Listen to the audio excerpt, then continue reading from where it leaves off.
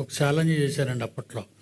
స్వస్థతలో చేసే బోధకులందరికీ, స్వస్థతలు చేస్తున్న బోధకులందరికీ సవాల్ చేస్తున్నాను. ఇప్పుడు స్వస్థతలు జరగవు, జరుగుతాయని మీరు రండి, జరగవని నేను నిలబెడతాను. మనిద్దరు నిలబడదాం జనాల మధ్య, మనిద్దరు వాదించుకుందాం. జరుగుతాయి అని నువ్వు చెప్తే నీ వెనకాతలు నేను బైబిల్ పెట్టుకొని నెంబర్ 2 కింద నిలబడతాను. జరగవని కానీ నేను గెలిస్తే నువ్వు నా వెనకాతలు నెంబర్ 2 కింద నిలబడాల. ఒక్కరు రాలేదండి. దినకరన్ దగ్గర నుంచి మొదలెట్టానండి. వీళ్ళందరికీ పితామహుడు భూత వైద్యుడు ఆయనే, దినకరను. బాబా వీళ్ళు ఉత్తరాలు రాసేవారండి. సునీత అనే పాప ఎవరన్నా అనుకోండి, దినకరన్ తమిళనాడులో కదా ఉన్నాడు, కోయంబత్తూరులో. అయ్యగారు, నేను కడుపు పొడి నొప్పితో బాధపడుచున్నాను, మరి నాది విశాఖపట్నం, నా గురించి ప్రార్థన చేయండి. విశాఖపట్నం వస్తున్నాడు అనుకోండి మీటింగులకి దినకరను.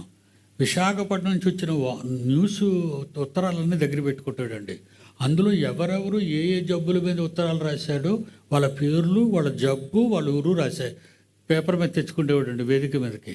అంటే మీకు తెలియదు కదా, మీకు అంత పెద్దవాడిని అంత మాట అనేస్తారా? నన్ను చిన్నగా చూస్తారు. నేనేమనేసానయ్యా పెద్దోడిని. ఈ ఉత్తరాలు రాగానే, అమ్మా సునీత, నువ్వు చాలా కాలంగా కడుపు నొప్పితో బాధపడుచున్నావు బిడ్డ, యేసు నిన్ను పిలిచిస్తున్నాడు, రా. ఆవిడ అటు ఇటు చూస్తుంది, ఎవరు సునీత అని. ఏంటి నా పేరు చెప్పేశాడా? పిచ్చిదానా, నువ్వు ఉత్తరం రాసిన సంగతి నీకు తెలీదు. నువ్వు ఉత్తరం రాసావు, నువ్వే చెప్పావు నీ పేరు, నీ ఊరు, నీ జబ్బును. మరి వెళ్ళ అందరి మధ్య. ఇంకా ఆ వేదిక మీదకి తీసుకొచ్చిందా? అలాగా సునీత రా అమ్మ. అలాగే అమ్మ రూతు, నువ్వు చాలా కాలంగా తలనొప్పితో బాధపడుచున్నావు, యేసు పిలుచున్నాడు, రా అమ్మ అనగానే ఆవిడ వస్తుంటే జనాలంతా చప్పట్లు. అబ్బో, ఎలా తెలిసిపోయింది అయ్యగారికి మన పేరు? మీ ఉత్తరం నువ్వు రాసిన ఉత్తరం అలాంటిది. ఇవన్నీ ఛాలెంజ్ చేశాను. అప్పుడు నేను రాశానండి, నువ్వు చాలా తప్పు చేస్తున్నావు దినకరన్ గారు, మరి ఆ స్వస్థతలు లేవు.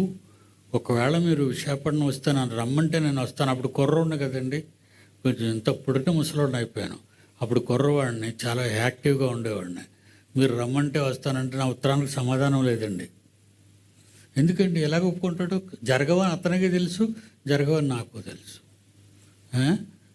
ఒక ఆమె కాకినాడలో ఉంటుందండి. ఒక ఆమె అలా ఆయన స్కూటర్ మీద వెళ్తూ యాక్సిడెంట్ అయ్యి రోడ్డు మీద చచ్చిపోయాడండి. చచ్చిపోతే ఈ అమాయకురాలు చచ్చిపోయినోడు గురించి ఏడవకుండా దినకరణకి ఫోన్ చేసిందండి. దినకరణకి ఫోన్ నెంబర్లో ఇస్తారు కదా, ఫోన్ చేసింది.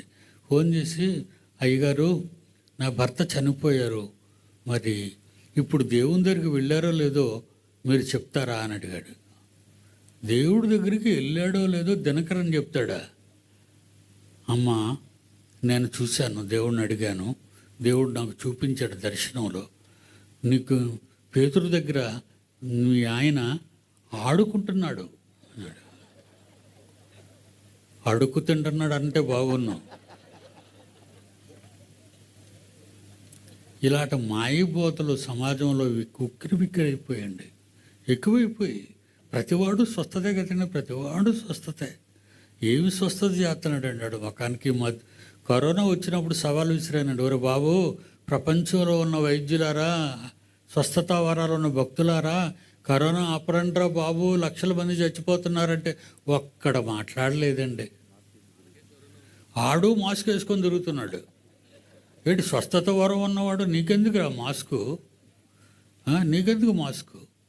ఏమండి, ఇలాంటి గారడీ వాళ్ళందరూ, సీమోన్ లాంటి గారడీ వాళ్ళు ఈరోజు ప్రపంచం అంతా ఉన్నారు. కానీ ఒకడు మారిపోయాడండి, ఒకడు మారిపోయాడు. ఆయన ఎవరంటే అమెరికన్ ఎవరినైనా బెన్హిన్ మారాడు. బెన్హిన్ స్వస్థత లేవని ఒప్పుకొని బెన్హిన్ మారాడు.